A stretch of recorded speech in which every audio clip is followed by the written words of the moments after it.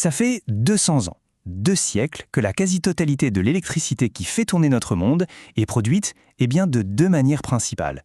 On va voir ensemble comment on a d'abord réussi à transformer un simple mouvement en courant électrique, et puis comment on a fait un bond en avant pour puiser l'énergie directement dans la lumière du soleil. Voici le programme. On va commencer par un petit retour en arrière sur les grandes découvertes, puis on va décortiquer les 2 technologies reines qui en découlent. Après ça, on s'attaquera au grand défi de l'efficacité et on terminera en mode détective pour trouver comment les ingénieurs optimisent chaque watt. Allez, on plonge dedans. La question de base est toute simple, mais elle est fondamentale. Comment on fait pour maîtriser cette force invisible qui est littéralement devenue le cœur de notre civilisation? C'est un geste qu'on fait tous les jours des dizaines de fois. On appuie sur l'interrupteur et hop, la lumière s'allume.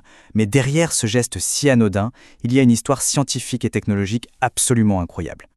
Et en fait, tout se résume à ces 2 grandes idées. D'un côté, on a la puissance brute, la mécanique, d'immenses centrales qui font tourner des machines gigantesques. Et de l'autre, on a l'élégance, le silence, des champs de panneaux solaires qui s'abreuvent de lumière. 2 approches, 2 philosophies, mais un seul et même objectif, faire bouger les électrons pour nous. Commençons par le commencement, par la première grande révolution. Celle qui, au XIXe siècle, a tout changé en transformant le mouvement en électricité. Et pour comprendre, l'image parfaite, c'est la bonne vieille dynamo de vélo.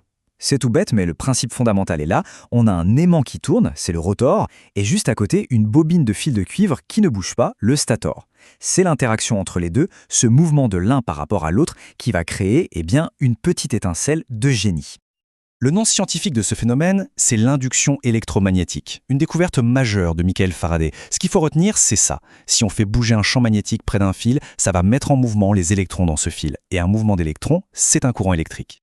Du coup, un alternateur, ce n'est rien d'autre qu'un convertisseur. Attention, il ne crée pas d'énergie à partir de rien. Il la transforme.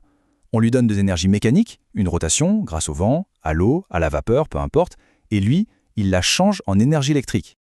Et le plus fou, c'est que ce petit principe de la dynamo de vélo, on l'a juste mis à une échelle monumentale. C'est exactement le même principe qui est au cœur des centrales thermiques, nucléaires ou des barrages hydroélectriques. Que l'on brûle du charbon, que l'on fissionne un atome ou que l'on utilise la force de l'eau, le but final est toujours le même, faire tourner une turbine qui entraîne un alternateur géant. Bon, maintenant on fait un grand saut en avant, direction le XXe siècle, pour découvrir une méthode complètement différente, une méthode qui nous vient tout droit de la physique quantique. Là, on oublie tout. Fini les pièces qui tournent, fini les turbines. La cellule photovoltaïque, elle, fait un truc qui relève presque de la magie. Elle capte l'énergie des photons du soleil, de la lumière pure, et la transforme, sans intermédiaire, directement en électricité. L'ingrédient secret de cette recette, c'est le semi-conducteur. Le plus connu, bien sûr, c'est le silicium. C'est un matériau un peu spécial. Il n'est ni un superconducteur comme le cuivre, ni un super-isolant comme le verre. Il est entre les deux. Et c'est justement cette position entre deux qui lui donne des propriétés incroyables. Pour visualiser, regardez ce schéma. Imaginez que les électrons sont dans une sorte de rez-de-chaussée énergétique, la bande de valence. Ils sont bien là, mais ils ne peuvent pas bouger. Pour créer du courant, il faut qu'ils montent à l'étage du dessus, la bande de conduction. Sauf qu'entre les deux, il y a en fossé un gap énergétique. Et c'est là que la lumière entre en jeu. Un photon arrive avec juste la bonne quantité d'énergie pour donner un coup de pied à un électron et le faire sauter par-dessus le fossé. Une fois à l'étage, il est libre de se balader, et voilà, on a un courant électrique. D'accord, mais pourquoi le silicium en particulier? Eh bien, parce que le silicium et le soleil, c'est une grande histoire d'amour. Regardez ce graphique. La courbe jaune, c'est toute l'énergie que le soleil nous envoie. La zone marron, c'est ce que le silicium est capable de manger, d'absorber. On voit bien que les deux se superposent presque parfaitement. C'est ce match idéal qui rend le silicium si performant pour cette tâche. Ok, maintenant on a compris comment ça marche. Mais la question qui préoccupe tous les ingénieurs, c'est la suivante. Comment on fait pour en tirer le maximum, pour être le plus efficace possible? La question n'est plus « est-ce que ça produit de l'électricité ?», mais plutôt « comment faire pour que ça en produise le plus possible ?» C'est un vrai travail d'enquête pour aller chercher les conditions parfaites. Et pour ça, pas de secret, il faut aller au labo. L'expérience est assez simple sur le papier. On prend une cellule, on l'éclaire de manière constante, et on la branche à un circuit dont on peut faire varier la résistance. C'est un peu comme si on réglait un robinet. Et pour chaque réglage, on note précieusement 2 valeurs, la tension et le courant. C'est à ce moment-là que les chiffres bruts commencent à nous parler, à nous raconter une histoire. C'est là que tout va se jouer. Voilà ce qu'on obtient. Un tableau de chiffres. Bon, comme ça, brut de décoffrage, c'est pas très sexy, on est d'accord? Des résistances, des courants, des tensions. Mais le secret de la performance maximale, il est caché là-dedans. La première chose à faire, c'est de rendre ces chiffres visuels. Si on met le courant sur un axe et la tension sur l'autre, on obtient cette courbe.